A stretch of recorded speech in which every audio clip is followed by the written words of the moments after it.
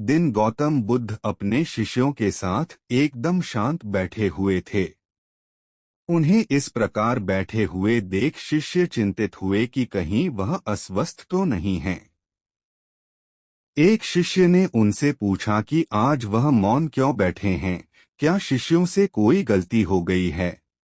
इसी बीच एक अन्य शिष्य ने पूछा कि क्या वह अस्वस्थ हैं, पर बुद्ध मौन रहे। तभी कुछ दूर खड़ा व्यक्ति जोर से चिल्लाया, आज मुझे सभा में बैठने की अनुमति क्यों नहीं दी गई है। बुद्ध आंखें बंद करके ध्यान मग्न हो गए। वह व्यक्ति फिर से चिल्लाया, मुझे प्रवेश की अनुमति क्यों नहीं मिली। इसी बीच एक उदार शिष्य ने उसका पक्ष लेते हुए कहा कि उसे सभा में आने की अनुमति प्रदान की जाए। बुद्ध ने आंखें खोलीं और बोले, नहीं, वह अछूत है, उसे आज्ञा नहीं दी जा सकती। यह सुनकर शिष्यों को बड़ा आश्चर्य हुआ। बुद्ध उनके मन का भाव समझ गए और बोले, हाँ, वह अछूत है। इस पर कई शिष्य बोले, हमारे आश्रम में जात पात का कोई भेद ही नहीं, फिर वह अछूत कैसे हो गया। तब बुद्ध ने समझाया, आज वह क्रोधित होकर आया है। क्रोध से जीवन की एकाग्रता भंग होती है। क्रोधी व्यक्ति प्राय मानसिक हिंसा कर बैठता है। इसलिए जब तक वह क्रोध में रहता है तब तक अछूत होता है। इसलिए उसे कुछ समय एकांत में खड़े रहना चाहिए। क्रोधित शिष्य भी बुद्ध की बातें सुन रहा था। पश्चाताप की अग्नि में तप कर वह समझ चुका था कि अहिंसा ही मनुष्य का महान कर्तव्य व परम धर्म है। वह बुद्ध के चरणों में गिर पड़ा और कभी क्रोध न करने का प्रण लिया। आशय यह है कि क्रोध के कारण व्यक्ति अनर्थ कर बैठता है और पश्चाताप उसे बाद में होता है, जिसका कोई लाभ नहीं मिलता। इसलिए हमें क्रोध नहीं करना चाहिए। असल मायने में क्रोधित व्यक्ति अछूत हो जाता है और उसे अकेला छोड़ देना चाहिए। क्रोध करने से तन, मन और धन तीनों की हानि होती है। क्रोध से ज्यादा हानिकारक कोई और वस्तु नहीं है। बहुत समय पहले की बात है। एक वृद्ध हकीम हिमालय की पहाड़ियों में एकांतवास में रहते थे। वे जड़ी बूटी की विद्या में विशेषज्ञ थे और उनकी ख्याति दूर दूर तक फैली हुई थी। एक दिन एक युवा पुरुष दुखी भाव से उनके पास आया। उसने थोड़ा उदास और निराश होकर अपनी समस्या बताई। हकीम बाबा, मेरी पत्नी मुझसे बहुत प्यार करती थी, लेकिन जब से उसकी माँ का देहांत हुआ है तब से वह मुझसे ठीक से बात भी नहीं करती। हकीम बाबा ने कहा, बेटे, निकट के सगे संबंधी का देहांत भावनात्मक लोगों के लिए सहन करना कठिन होता है, लेकिन बाबा, उसकी माँ के देहांत के 6 महीने हो गए हैं। युवा पुरुष अपनी व्याकुलता छिपा नहीं पा रहा था। मैंने सुना है कि आपकी दी हुई जड़ी बूटी से फिर से प्रेम जागृत होता है। उसने दोनों हाथ जोड़कर विनती की, कृपया मुझे वह जड़ी बूटी बनाकर दे दीजिए।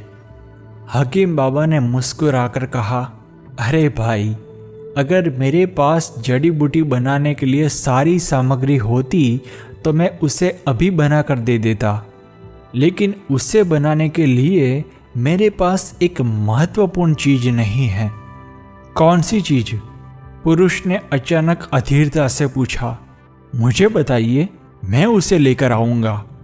मुझे शेर की मूंछ के 7 बाल चाहिए, हकीम बाबा ने कहा। अगले ही दिन वह पुरुष जंगल में शेर की खोज में निकल पड़ा। काफी खोजबीन के बाद उसने जंगल में एक नदी के किनारे एक शेर को देखा। उसकी हलचल देखकर शेर ने इतनी जोर से दहाड़ लगाई कि वह पुरुष भीतर से कांप उठा। उसकी नसों में दौड़ता खून जैसे जम गया। वह भयभीत होकर तुरंत वहां से भाग गया। अगले कुछ दिनों तक ऐसा ही चलता रहा। वह पुरुष शेर के पास जाने की हिम्मत करता, लेकिन फिर डर कर वापस लौट आता। जैसे जैसे महीने बीतते गए, शेर को उस पुरुष की उपस्थिति की आदत पड़ गई और अब वह उसे देखकर भी सामान्य रहता। अब वह पुरुष शेर के लिए मांस लाने लगा और शेर उसे आनंद से खाने लगा। धीरे धीरे विश्वास के आधार पर उनकी मित्रता बनने लगी। जब शेर तृप्त होकर मांस खा लेता और आराम करता, तब वह पुरुष हिम्मत करके उसके पास आता और उसकी पीठ थपथपाता। धीरे धीरे एक दिन ऐसा भी आया जब उसने साहस करके शेर की मूंछ से 7 बाल निकाल लिए। अब वह और देरी किए बिना सीधा हकीम बाबा के पास पहुंचा। बाबा, मैं शेर की मूंछ के 7 बाल ले आया। बहुत बढ़िया। यह कहकर हकीम बाबा ने उन 7 बालों को जलते हुए अग्निकुंड में फेंक दिया। अरे अरे, यह क्या किया? वह पुरुष गुस्से में तमतमा उठा। आपको जरा भी अंदाजा नहीं है कि मैंने इन बालों को पाने के लिए कितनी मेहनत की है, और आपने उसे जला दिया। उसने दांत पींचकर पूछा, अब मेरी जड़ी बूटी कैसे बनेगी? अब तुम्हें किसी जड़ी बूटी की जरूरत नहीं है, हकीम बाबा ने मुस्कुराते हुए कहा। जरा सोचो, तुमने शेर को कैसे वश में किया? जब एक हिंसक जानवर को धैर्य और प्रेम से जीता जा सकता है, तो क्या इंसान को नहीं जीता जा सकता? जाओ, जैसे तुमने शेर को अपना मित्र बनाया है, वैसे ही अपनी पत्नी में प्रेम की भावना जागृत करो।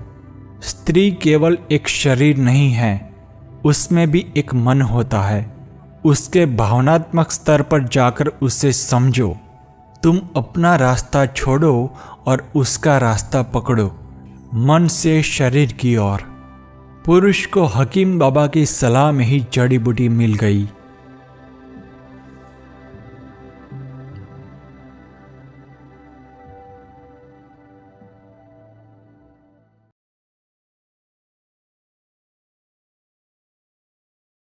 Thanks for watching. Please subscribe.